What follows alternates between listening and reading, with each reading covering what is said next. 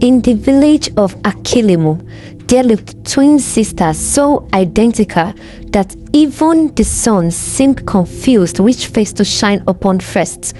Their mother, Mama Adana, could tell them apart by looking into their eyes. She would always say that the eyes reveals the soul, but everyone else relied on their characters. Rose was known throughout the village as gentle as morning dew. Her voice dripped like honey, and she greeted everyone with respect, from the eldest elder to the youngest child. She helped neighbors fetch water and shared her mother's food with those in need. Ruby, however, strutted through the village like a peacock. "Sister, why do you waste time with these common people?" she would say, tossing her braids. "We are beautiful. We should only associate with those worthy of us." Rose would simply smile a sweet smile and continue her kindness, while villagers shook their heads at Ruby's pride. When the chief's son, Chike, came of age to marry, both sisters caught his eye. But it was Rose whom everyone advised him to choose.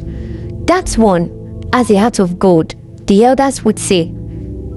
"But the other one, that one has a heart of stone." But Chike's heart yearned for Ruby. Then, one day, old Mama Ekene, who had once scolded Ruby for her pride, fell ill with sudden violent pains. As she lay dying, she whispered, "Ruby, Ruby did," before her voice faded forever. The villagers dismissed it. The old woman was confused, they said, calling out to Ruby, perhaps wanting to make peace before death. Sweet Rose wept at the funeral while Ruby stood silent, confusion written on her face. 3 months later, the chief's youngest wife, Zainab, collapsed at the market. She had recently defended Ruby against gossip, saying pride was better than pretense. The sickness came violently. Burning stomach, fever, darkness. As healers gathered, Zainab gasped, "Ruby, forgive me, Ruby, poisoned." Now whispers began. 2 deaths, both naming Ruby. But Rose, tears streaming, defended her twin. "My sister is proud, yes, but not a killer." Zainab must be confused by fever, like Mama Ekene was by age. The villagers, swayed by Rose's gentle pleas and their own belief in her goodness, buried their suspicions with Zainab.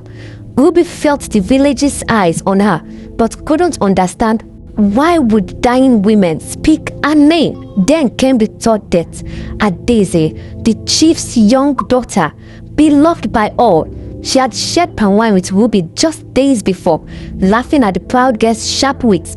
When the child collapsed during evening prayers, reading in agony, her last words were clear, heard by dozens. "Ruby gave me Ruby's cup, the bitter water." The village exploded. The chief, mad with grief, allowed for justice. Ruby was seized, bound, dragged to the holding hut. 3 deaths, 3 accusations. The evidence was undeniable. She killed them all out of jealousy. Voices cried, jealous of Zainab's beauty, of Adaise's innocence, of anyone who had shown her pride. Rose wept publicly, begging for mercy. "Let me speak to her alone. Let me convince her to confess and beg forgiveness." In the holding hut, Rose's tears vanished, her face twisted into something ancient and evil. "Confess to the poisonings," she said coldly. Ruby stared. "What are you talking about? I killed no one." Rose laughed, a sound like bones breaking. "Of course you didn't." "I did. I poisoned all 3 with herbs stolen from the healer. Each time I wore your wrapper and headscarf. I visited them as you, gave them gifts as you, and I've been feeding you the same poison in small doses, just enough to cloud your mind, make you forget conversations, seem guilty and confused." Ruby's world shattered. "Why?" "Because goodness is a cage, and I'm tired of living in it." Rose hissed. "Do you know how exhausting it is? Being sweet every moment, smiling at fools, helping worthless people, playing the perfect daughter. but being evil while everyone thinks you are good. Ha ha ha. That's true power. I can do anything and they will blame you.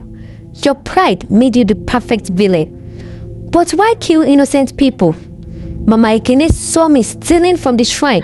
She had to die. Zainab defended you, made people question if you were really bad. She had to die as well. And little Adeze, Rose smiled like a demon. I needed one more death, one more witness to seal your fate completely. With you executed, everything becomes mine. Chike, the inheritance, the village's eternal sympathy for Sweet Rose who lost her evil twin.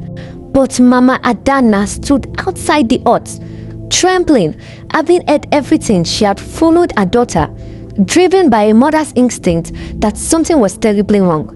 When the elders gathered to pronounce death upon Ruby, Mama Adana stepped forward, a voice like thunder. Stop! Bring the diviner, bring the truth stone from the ancestor's shrine. Let both my daughters drink, and let the gods reveal what evil hides behind a gentle smile. The sacred ritual couldn't be refused. When Rose drank from the truth stone, the ancestor's power seized her. Her body convulsed, and words poured out like vomit.